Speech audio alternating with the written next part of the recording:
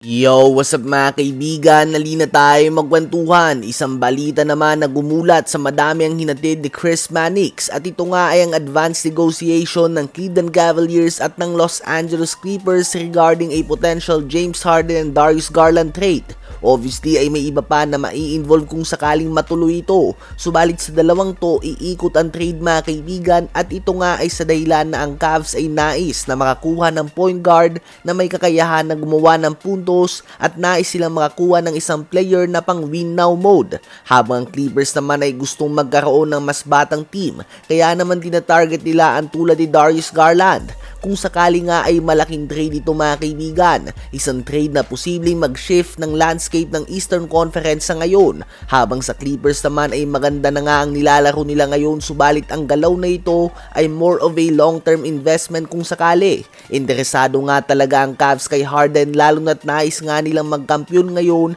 at nakikita nila ang season ngayon bilang perfect opportunity considering ang injury nila Giannis, Tatum at Haliburton at posibleng konektado nga ito kung bakit out si James Harden the last 2 games ng Clippers for personal reasons umano.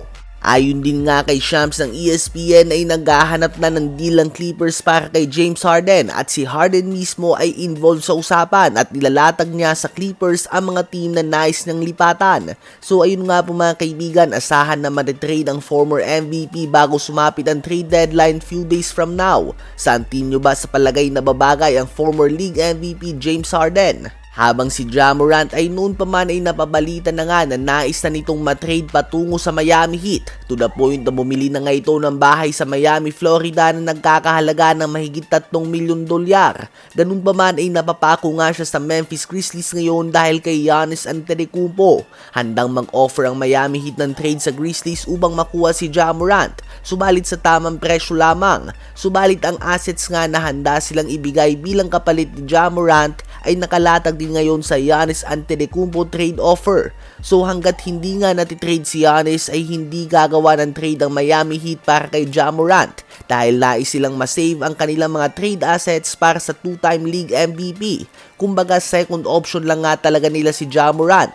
Kung hindi available si Giannis ay magfo-focus na ang Miami Heat kay Morant. Subalit kung hindi nga matuloy ang pagkakatrade ni Giannis ngayong trade deadline ay pagpapatuloy nila ang negosasyon sa off-season. So basically hanggat hindi na trade si Giannis ay kailangan lang maghintay ni Ja Morant sa Grizzlies sa ayaw niya o sa hindi dahil hindi naman mataas ang kanyang trade demand sa mga team.